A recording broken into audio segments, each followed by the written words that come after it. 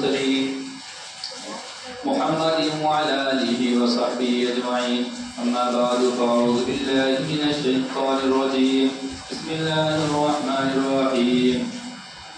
يا أيها الذين آمنوا قوا أنفسكم وأهليكم نارا. وقال النبي صلى الله تعالى عليه وسلم مروا أولادكم بالصلاة. فقال النبي صلى الله تعالى عليه وسلم أدبوا أولادكم أكرموا أولادكم وأدبوا. وقال النبي صلى الله تعالى عليه وسلم. قابل صدر بزرگوں، دوستوں، نوجوان ساتھیوں، اللہ تعالیٰ نے ہم عاجزوں پر اور ہم فقیروں پر بے شمار نعمتیں عطا فرمائی ہیں، اور اللہ کی ہم پر اتنی نعمتیں ہیں جس کا میں اور آپ تصور بھی نہیں کر سکتے ہیں، اور میں اور آپ اس کو گننا اور شمار بھی نہیں کر سکتے ہیں۔ یہ میں نہیں کہہ رہا، اللہ رب العزت کا قرآن خود کہتا ہے وَإِن تَعُدُّوا نِعْمَتَ اللَّهِ لَا تُحْصُوهَا، کہ بندوں کے اوپر اللہ کی اتنی نعمتیں ہوتی ہیں، اتنی نعمتیں ہوتی ہیں، اگر بندہ اس کو گننا چاہے تو بھی گن نہیں سکتا۔ اب عام طور سے جب تک دکھ، درد، تکلیف، مصیبت کسی آدمی کو نہیں پہنچیں گی، تب تک اس کو اس نعمت کا اور اس چیز کی قدر و قیمت نصیب نہیں ہوگی۔ اب جن لوگوں کے پیروں میں درد ہے تو وہ خود جانتا ہے کہ پیر کی کتنی بڑی نعمت ہے۔ جن لوگوں کو دونوں ہاتھ نہیں ہیں اس کو ہی معلوم کہ ہاتھوں کی کتنی قدر و قیمت ہے۔ جن بندوں کو آنکھ نہیں ہے وہ اس نعمت کا اندازہ جانتا ہے۔ چونکہ ہم کو یہ تمام نعمتیں اللہ کی عنایات سے ملی ہیں، جس سے میں اور آپ اس کا تصور بھی نہیں کرتے اور اس کے اوپر اللہ کا شکر بھی ادا نہیں کرتے، کیونکہ ہم کو اس کا احساس ہی نہیں ہے۔ جب بندے کو احساس ہوگا تو وہ اس احساس کے بدلے میں بندہ شکر بھی ادا کرے گا۔ اللہ کی بے شمار نعمتیں، ان تمام نعمتوں میں سے ایک بڑی نعمت جس کو اللہ رب العزت نے بڑے اچھے انداز میں بیان فرمایا، اللہ رب العزت نے فرمایا یَهَبُ لِمَن یَشَاءُ إِنَاثًا وَيَهَبُ لِمَن یَشَاءُ الذُّکُورَ۔ ایک بہت بڑی نعمت جس کو اللہ تعالیٰ ہدیہ اور عطیہ اور تحفہ فرما رہا ہے، وہ ہے اولاد کی نعمت۔ یہ بہت بڑی نعمت، اب اس کی بھی قدر کا اندازہ نہ آپ کو نہ ہم کو ہے۔ کیوں اولاد دیا اللہ نے؟ جس طرح ہم لوگوں کو آنکھ ہے، آنکھ کی نعمت کا اندازہ نہیں ہے کیونکہ ہم لوگ اندھے نہیں ہیں۔ جو لوگ اندھے ہیں ان سے پوچھو آنکھ کا اندازہ۔ اب اولاد کی قدر کیا ہے، اولاد کی عظمت کیا ہے، اولاد کی نعمت کیا ہے، ان لوگوں سے جا کر پوچھئے جو ہمارے خاندانوں میں اولاد ہے، جو ہمارے خاندانوں میں بے اولاد ہے، ہمارے رشتہ داروں میں بے اولاد ہے، ہمارے محلوں میں ہمارے دوستوں میں بے اولاد ہے، اور مسلسل دعائیں کر رہے ہیں اللہ ہم کو اولاد ایسی نعمت سے نواز، اس سے کہہ رہے ہیں اس سے کہہ رہے ہیں۔ اس لیے اللہ کی نعمت بہت بڑی ہے اولاد، اس لیے اللہ نے فرمایا میں تمہیں عطیہ دے رہا ہوں۔ اور اللہ نے اس اولاد کے سلسلے میں جو پہلا لفظ استعمال فرمایا، اللہ نے فرمایا میں تم کو بیٹیاں دے رہا ہوں۔ یَهَبُ لِمَن یَشَاءُ إِنَاثًا، میں نے تم کو بیٹیاں عطا کی، وَيَهَبُ لِمَن یَشَاءُ الذُّکُورَ، اور میں نے تم کو بیٹے بھی عطا کی۔ گویا کہ معلوم یہ ہوا کہ اللہ رب العزت نے لڑکیوں کا اور اللہ رب العزت نے عورت کا پہلے تذکرہ فرمایا مقابلے لڑکوں کی، تو گویا کہ دونوں بھی، چاہے لڑکا ہو چاہے لڑکی ہو۔ عام طور سے ہمارے معاشرے کے اندر خاندانوں میں ایک افراط و تفریح چلی آ رہی، کیا ہوا بیٹا ہوا، ٹھیک ہے ماشاء اللہ ماشاء اللہ ماشاء اللہ، بیٹی بھی اللہ کو منظور تھا، کھٹا منہ، لیکن ایسا معلوم ہے بندے کے اوپر ظلم ہو گئے، اور جس کو بیٹی ہوئی وہ پورا خوش ہے اندر سے، الحمدللہ اللہ کا شکر ہے۔ کتنی ہوئی؟ 2 ہوئی، ابھی اور تیسری بیٹی ہوئی، کیا کتنی بیٹیاں ہیں؟ 3 تھی، پھر چوتھی بھی ہوئی، وہ خوش ہے، اور سامنے والے کے کوئی 12 بج رہے، پھر دیکھو کہاں سے منگنی کا آیا، کہ پیسہ منگنے کا، کھانا منگنے کو آیا۔ الحمدللہ آپ کیا ہوئی بیٹی؟ ماشاء اللہ ہمارے میری کتنے بیٹے تھے؟ 4 بیٹے تھے، ہمارے میری کو 4 بیٹے تھے، کوئی مسئلہ نہیں۔ اس کے پیٹ میں درد کم ہوتا، ہمارے سب سے زیادہ 4 بیٹیاں ہیں، پہلے غریب ہے ایک بیٹا دینا تھا، نہ اس کے اختیار میں نہ میرے اختیار میں، الغرض۔ تو کہنے کا محاصل یہ ہے اللہ نے جو نعمت دیا ہے اولاد کی بہت بڑی نعمت ہے، اور اللہ کے پیغمبر پاک صلی اللہ تعالیٰ علیہ وسلم کی اور اسلام کی تعلیمات اس سلسلے میں کیا ہے؟ جب اولاد اتنی بڑی نعمت ہے جس کو اللہ رب العزت خود فرما رہے کہ میری نعمت ہے، میرا ہدیہ ہے، اور پیارے محمد صلی اللہ تعالیٰ علیہ وسلم جو نازل ہوا ان کے اوپر قرآن، جس کو اللہ رب العزت فرماتے ہیں اور انبیاء خود فرماتے ہیں، نبی خود وقت کے نبی خود دعا فرماتے ہیں، ربی حبلی من الصالحین، ربی حبلی من الصالحین۔ انبیاء خود اپنی اولاد کے لیے دعا فرماتے، حضرت ابراہیم علیہ السلام خود دعا فرماتے، نبی پاک صلی اللہ علیہ وسلم کے اوپر جو قرآن مقدس نازل ہوا اس قرآن مقدس کے اندر اللہ رب العزت خود انبیاء کا تذکرہ فرماتے ہیں۔ اب اللہ تعالیٰ جس کو اولاد عطا فرماتے، اس اولاد کے اصول، ضابطے اور شریعت کا اسلامی طریقہ کیا ہے؟ جب اللہ نے اولاد جیسی نعمت عطا فرمائی ہے تو اس اولاد کے اصول کیا ہے؟ جب اولاد عطا فرمائی ہے تو اولاد کے لیے اسلامی اصول، اسلامی آداب کیا ہے؟ جب اللہ تعالیٰ تم کو لڑکا یا لڑکی سے نوازے تو اس کے لیے اصول، آداب اور اس کے لیے کیا اصول اپنائے جاتے ہیں؟ اس کے پیارے محمد کریم صلی اللہ تعالیٰ علیہ وسلم نے فرمایا جب اللہ تعالیٰ کسی کو نواز دے تو سب سے پہلے انتظام کیا کرنا ہے؟ اذان کا انتظام کرو۔ الاذان یتردد الشیطان، اذان دینے سے شیطان بھاگ جاتا ہے۔ اور پیارے محمد صلی اللہ تعالیٰ علیہ وسلم فرماتے ہیں جب اللہ تعالیٰ کسی کو اولاد نوازے تو اس کو چاہیے کہ 7ویں دن اس کا عقیقہ کرے۔ اگر لڑکا ہے تو 2 بکری ذبح کرے، اگر لڑکی ہے تو 1 بکری ذبح کرے۔ ٹھیک اس لیے پیارے محمد صلی اللہ تعالیٰ علیہ وسلم فرماتے ہیں جس کو اللہ تعالیٰ لڑکا عطا فرما دے اس کو چاہیے کہ ختنہ کا انتظام فرما دے، جو کہ ہمارے نبی پاک صلی اللہ علیہ وسلم نے فرمائی، ہماری شریعت میں ہے، یہ واجب حکم ہے، یہ سنت حکم ہے جس کو آپ کو ادا کرنا چاہیے بچپن کے اندر، یہ ہے۔ پھر مانے اللہ کے پاک صلی اللہ تعالیٰ علیہ وسلم فرماتے ہیں جب بچہ بڑا ہو جائے تو نبی پاک صلی اللہ علیہ وسلم فرماتے ہیں ان کو تو ادب سکھاؤ، اور ان کو ادب سکھاؤ، ان کو تعظیم سکھاؤ، ان کو اکرام سکھاؤ۔ پیارے محمد صلی اللہ علیہ وسلم فرماتے ہیں اکریموا اولادکم، اکریموا اولادکم، اللہ کے فرماتے ہیں اپنی اولاد کا اکرام کرو، اپنی اولاد کے جذبات کا پاس و لحاظ کرو، ان کے خواہشات کے نیک خواہشات کا ادب و احترام کرو۔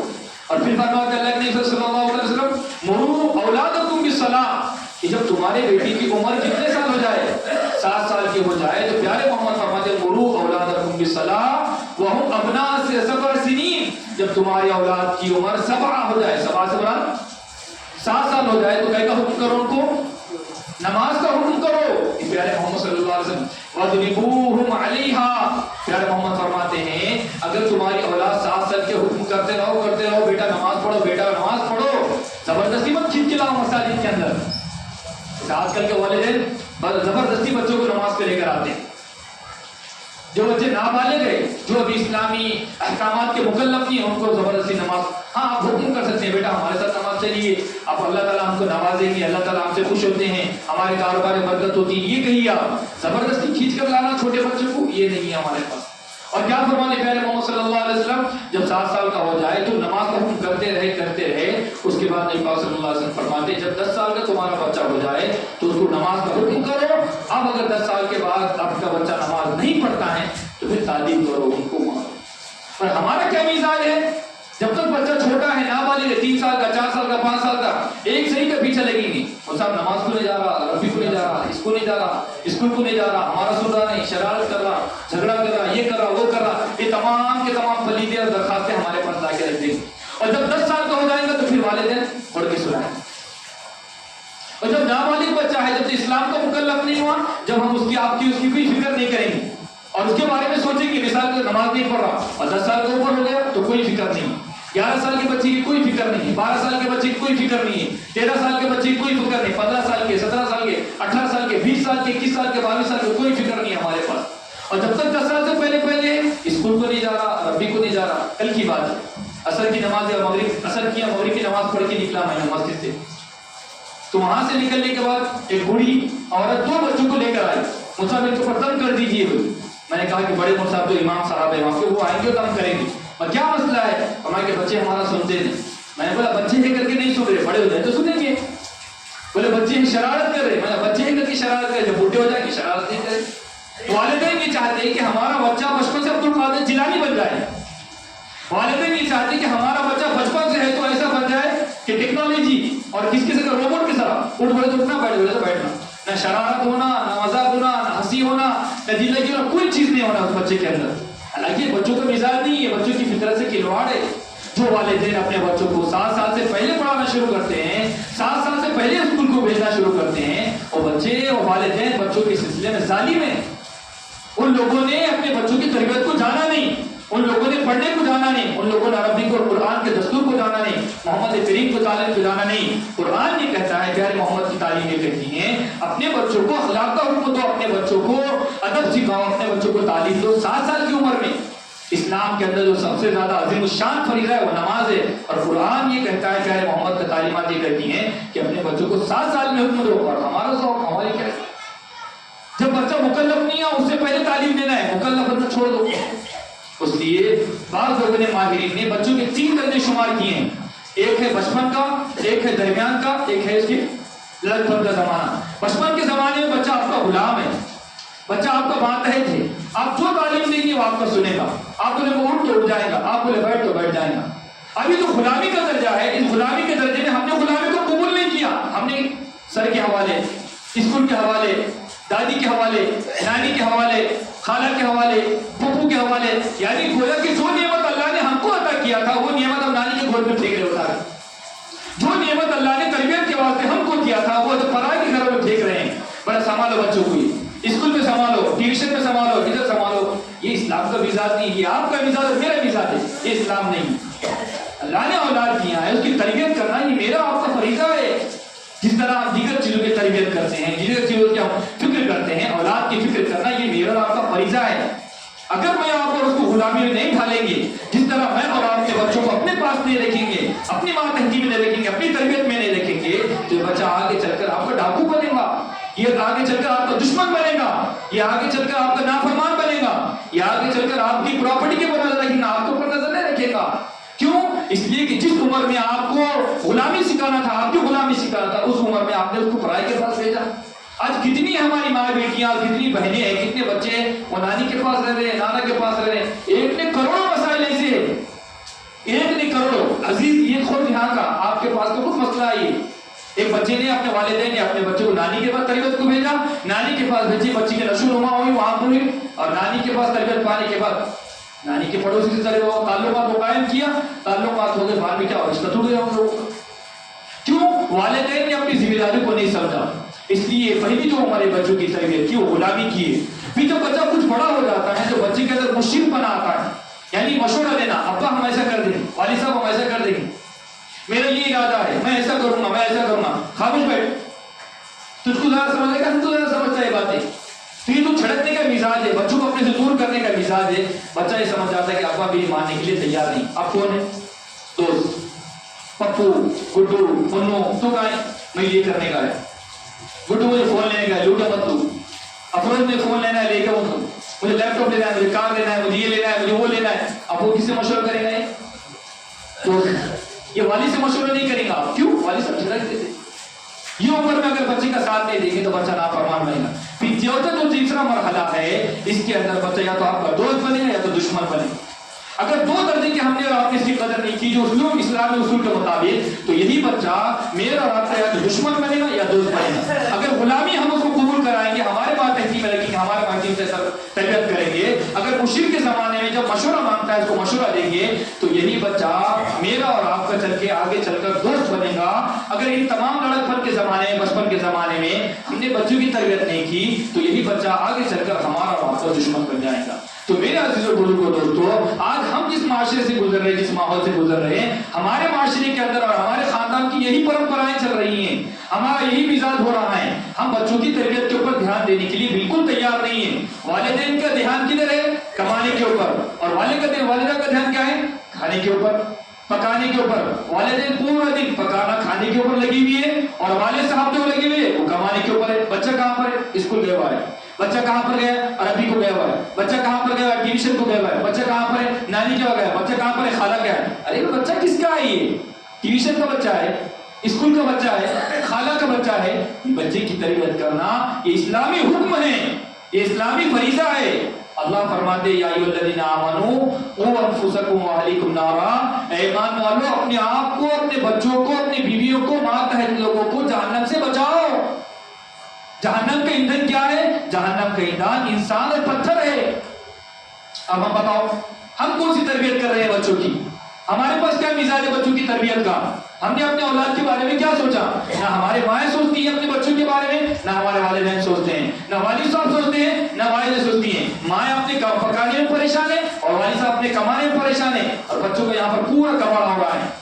اسلامی اعتبار سے بالکل ہمارا بچہ نہیں ہے، اسلامی روح نہیں ہے، نبی کی زندگی نہیں ہے، خدا کا حکم نہیں ہے، نبی کا طریقہ نہیں ہے، صدیق اکبر رضی اللہ تعالیٰ عنہ کی غلامی نہیں ہے، جس کی وجہ سے ہمارے بچوں کی زندگی برباد ہو رہی ہے۔ مگر ورنہ جن والدین نے اپنے بچوں کی تربیت کو کیا ہے، ایک نے ہزاروں ایسے واقعات ہیں جن والدین نے اپنے بچوں کے قدر کو جانا اور نعمت عظمیٰ کو جانا، جس میں سے ایک نامی اس میں گرامی حضرت اجمیری رحمۃ اللہ علیہ کا ہے۔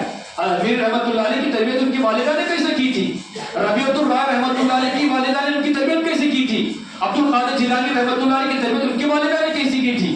کہ ان کی تربیت کے لیے ان کے والدہ نے مدرسہ بھیجا، اسکول بھیجا، کالج بھیجا، نانی کیا بھیجا، دادی کیا بھیجا؟ کہیں نہیں بھیجا، بلکہ والدہ نے خود تربیت کی اپنے پاس رکھ کر۔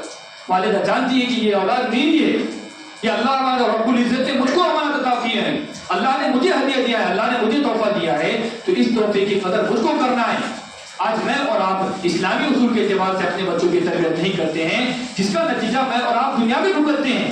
اس لیے اولاد کی تربیت نہیں کریں گے یا والدین کی قدر نہیں کریں گے، ان دونوں کا پہلا نقصان دنیا کے اندر اللہ تعالیٰ ہم کو عطا فرماتا ہے۔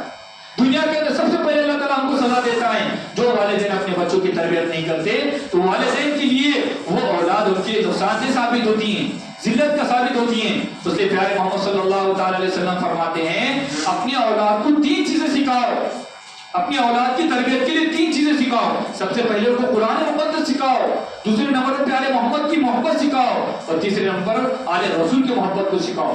آج ہمارے پاس کا جو مزاج ہے، ہمارے پاس کا جو دیکھنے آ رہا ہے کہ والدین اپنے بچوں کے سلسلے میں لاپرواہی جو برت رہے ہیں، جو اولاد نماز کے مکلف ہو گئی ہیں، جو اولاد ہمارے شرعی پردے کے مکلف ہو گئی ہیں، جو ہماری اولاد ہے تو ہمارے حکم کے مطابق زندگی گزارنا چاہیے، وہ ہماری نافرمان بنتی جا رہی ہیں۔ اس کی کیا وجہ ہے؟ اس لیے کہ والدین نے بچوں کے اوپر جیسی توجہ دینا چاہیے تھا، جیسے بچوں کے اوپر گرفت کرنا چاہیے تھا، وہ دینا چھوڑ دیا۔ یہ کیوں ہوا؟ اس لیے کہ والدین نے خود اپنی ذمہ داری کو سمجھا نہیں، والدین نے خود اللہ اور رسول کی غلامی کو نہیں تھاما، تو والدین اپنے بچوں کو کیسا حکم دیں گے؟ جب تک میں اور آپ اللہ کے رسول کی غلامی کو نہیں تھامیں گے تو اپنے بچوں کی تربیت کیسا کریں گے؟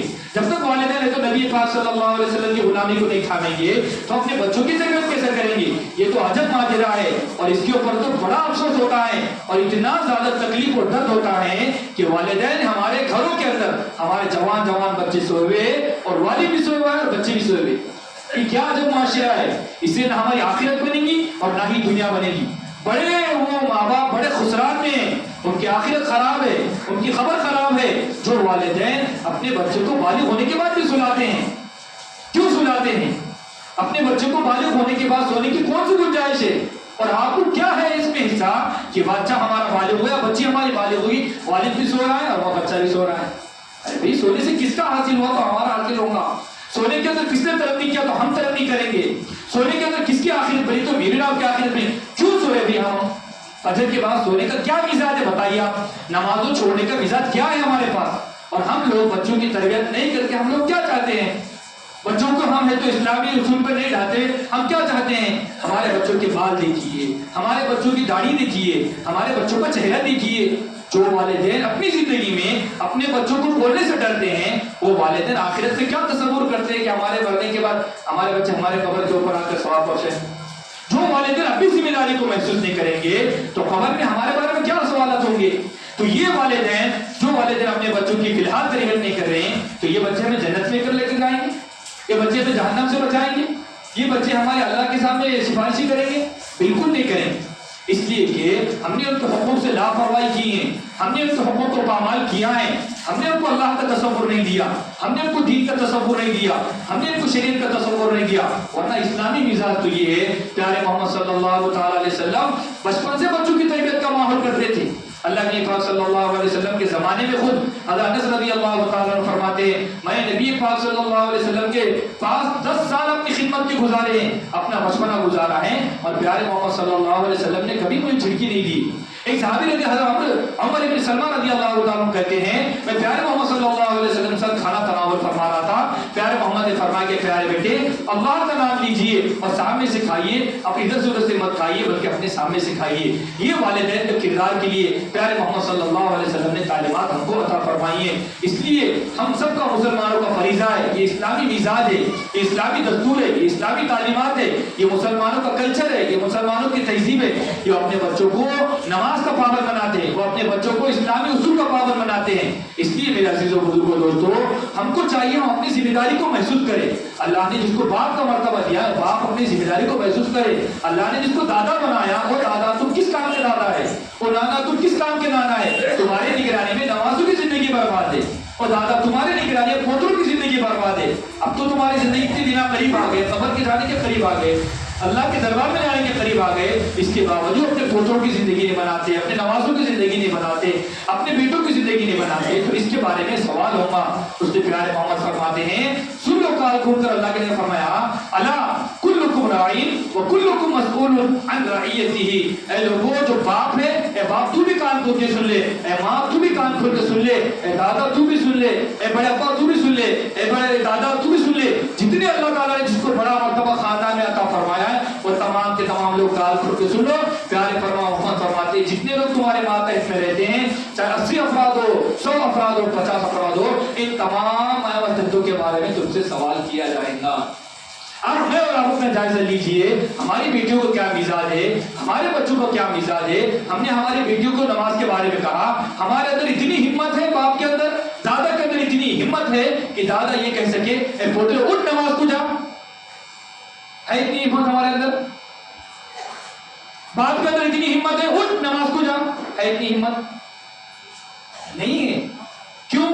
اس لیے کہ ہم نے اپنی ذمہ داری کو نہیں سمجھا، ہم نے اللہ کی غلامی کو نہیں سمجھا، ہم نے رسول کی غلامی کو نہیں سمجھا، تو اپنے بچوں کو غلامی کیوں دیں گے ہم؟ حالانکہ یہ وہ معاملہ ہے جس معاملے کے اوپر والدین الگ ہو سکتے ہیں، یہ وہ معاملہ ہے جس کی وجہ سے دادا اپنے پوترے سے بات کر سکتا ہے۔ ایک نے تاریخ میں ہزاروں ایسے واقعات ہیں۔ حضرت عبداللہ ابن عمر رضی اللہ تعالیٰ عنہ نے اپنے بچے سے بولنا چھوڑ دیا تھا، اس وجہ سے کہ اپنے بچے نے دین کے معاملے میں اوپر نیچے کیا تھا۔ حضرت عائشہ رضی اللہ تعالیٰ عنہ نے حضرت عبد الرحمن سے بولنا چلنا چھوڑ دیا تھا۔ ایک نے ایسے ہزاروں واقعات ہیں جس کے اندر صحابیات نے اور صحابہ نے اپنے رشتہ داروں سے بولنا چھوڑ دیا، اس وجہ سے کہ ہمارے حکم کی تعمیل نہیں کرتا ہے، اس وجہ سے کہ پیارے محمد کے دین کو قبول نہیں کرتا ہے۔ اس لیے وہ والدین جن کو اللہ نے اولاد دیا ہے، وہ دادا حضرات جن کو اللہ نے پوترے دیا، وہ نانا حضرات جس کو اللہ نے نانا کا نواسے دیا ہے، ان کے لیے بات ضروری ہے اپنے مرنے سے پہلے اللہ کے حضور کھڑے ہونے سے پہلے اپنے والدین اپنے بچوں کی تربیت کرے، اپنے پوتوں کی تربیت کرے، اپنے نواسوں کی تربیت کریں گے تو انشاءاللہ تعالی یہ ذخیرہ آخرت بنے گی، یہی ہمارے لیے نجات کا ذریعہ بنے گی۔ سب کرتے ہیں نا انشاءاللہ تعالی؟ طور پر کرنا تربیت بتاؤ، کچھ لوگ ہاتھ نہیں اٹھا رہے، ابھی بھی نہیں کرنا ہے تربیت کیجیے۔ اس سے پیارے محمد فرماتے ہیں انسان دنیا سے چلے جاتا ہے مگر ذخیرہ آخرت کے لیے اس کی اولاد ہوتی ہے، ذخیرہ آخرت کے اس کے لیے نیک اعمال ہوتے ہیں۔ جب دنیا سے چلے جائے گا، جتنے لوگ اس کی تربیت میں رہ کر نماز پڑھیں گے یا دینی تعلیم حاصل کریں گے، بعض لوگ کہیں گے ہم کو اولاد نہیں ہے، اولاد نہیں تو کیا کسی کے ماتحت تو ہے نا، آپ پابندی کر لو خود، اس کے ہاتھ میں اٹھائیے۔ اللہ تعالیٰ ہم سب کو، اگر اللہ تعالیٰ نے جس کو اولاد دیا ہے ان کے والدین کو اپنے اولاد کی قدر کرتے ہوئے ان کو صحیح تربیت کرنے کی توفیق عطا فرمائے، اور جو والدین کی اولاد ہے اللہ تعالیٰ ان کو شعور عطا فرمائے، وہ والدین کی خدمت کر کے جنت کے ہونے والے بن جائے۔